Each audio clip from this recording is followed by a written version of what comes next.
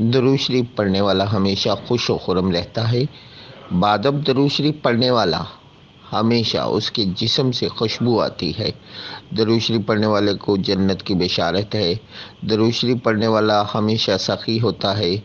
درود شریف پڑھنے والا سخاوت کرتا ہے۔ درود شریف پڑھنے والا ہمیشہ دولت مند رہتا ہے۔ درود شریف پڑھنے والے کو کبھی بیماری نہیں آتی۔ درود شریف پڑھنے والا ہر وقت حضور کی مجلس میں رہتا ہے۔ درود شریف پڑھنے والا ہمیشہ نیکیاں تقسیم کرتا رہتا ہے۔ درود شریف پڑھنے والے پر انعامات کی بارش ہوتی ہے۔ باادب ہو کر درود شریف پڑھیے، جسم پاک ہو، لباس صاف ستھرا پاک ہو، لباس صاف ستھرا اور پاک ہو، باوضو قبلہ رو ہو کر درود شریف پڑھنا چاہیے۔ جس جگہ درود شریف پڑھا جائے وہ جگہ پاک ہونی چاہیے۔ درود شریف کے معنی سمجھ کر پڑھا جائے۔ درود شریف فہم و ادراک کی وسعتوں سے پڑھا جائے۔ درود شریف پڑھتے وقت دنیا کی باتیں نہ کریں۔ درود شریف پڑھنے والا خوشبو لگائے۔ درود شریف پڑھنے والی جگہ پہ بھی خوشبو لگائی جائے۔ درود شریف پڑھتے وقت یہ تصور کرے کہ نبی کریم صلی اللہ علیہ وسلم میرا درود شریف سن رہے ہیں۔ جب بھی درود حضور اقدس صلی اللہ علیہ وسلم کا نام مبارک سنیں یا پڑھے، کم از کم صلی اللہ علیہ وآلہ وسلم ضرور کہے۔ جب درود شریف کا وظیفہ پڑھ کر فارغ ہو تو اللہ تعالیٰ کا شکر ادا کرے، اور کم از کم اتنا ضرور کہہ دے کہ یا اللہ تیرا شکر ہے، تو نے اپنے محبوب علیہ الصلوۃ والسلام پر درود شریف پڑھنے کی توفیق عطا فرمائی۔ درود شریف پڑھنے والے کی عمر خضری عطا ہوتی ہے۔ درود شریف پڑھنے والے کے رزق میں برکت ہوتی ہے۔ درود شریف پڑھنے کی وجہ سے اس کا گھر لڑائی جھگڑے سے محفوظ ہوتا ہے۔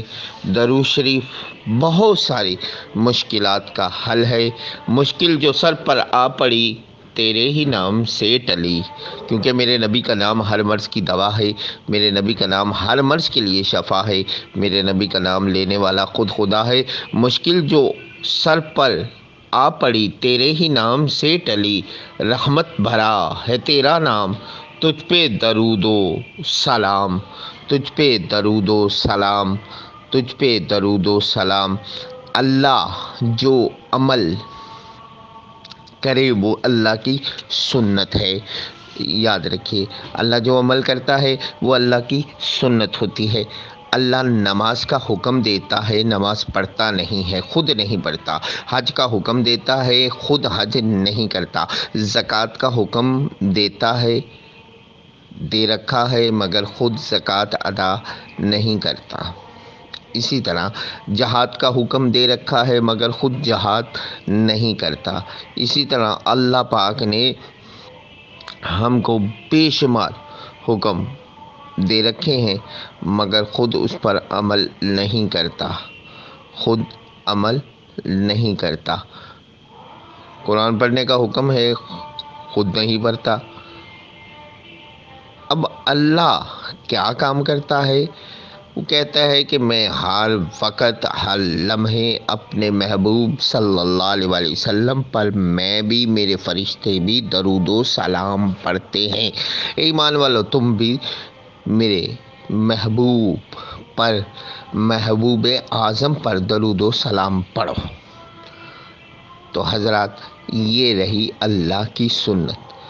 جو نبی صلی اللہ علیہ وسلم کام کریں وہ ہے حضور کی سنت۔ نماز اللہ نہیں پڑھتا مگر حضور نے پڑھی، تو یہ حضور کی سنت ہے۔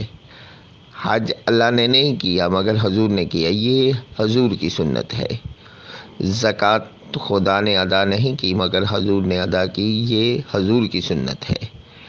جی، جہاد اللہ نے نہیں کیا، حضور نے کیا، مگر یہ حضور کی سنت ہے۔ مگر وہ خود کیا کرتا ہے؟ وہ درود و سلام پڑھتا ہے۔ یہ رہی اللہ کی سنت، کیونکہ اللہ سب سے بڑا ہے، اللہ سب سے بڑا ہے، اس لیے اس کا عمل بھی سب سے بڑا ہے۔ تو حضور کا نماز پڑھنا، حج کرنا، زکوٰۃ ادا کرنا، تلاوت کرنا، سخاوت کرنا، جہاد کرنا، یہ سب حضور کی سنت ہے۔ تو اللہ سے حضور کا عمل بھی چھوٹا ہے، اللہ کا عمل سب سے بڑا ہے۔ اس لیے پتہ چلا کہ حضور پر درود و سلام پڑھنا نماز سے بھی افضل ہے، جہاد سے بھی افضل ہے، ہاں حج سے بھی افضل ہے۔ مشکل جو سر پر آ پڑی، تیرے ہی نام سے ٹلی، رحمت بھرا تیرا نام، تجھ پہ درود و سلام۔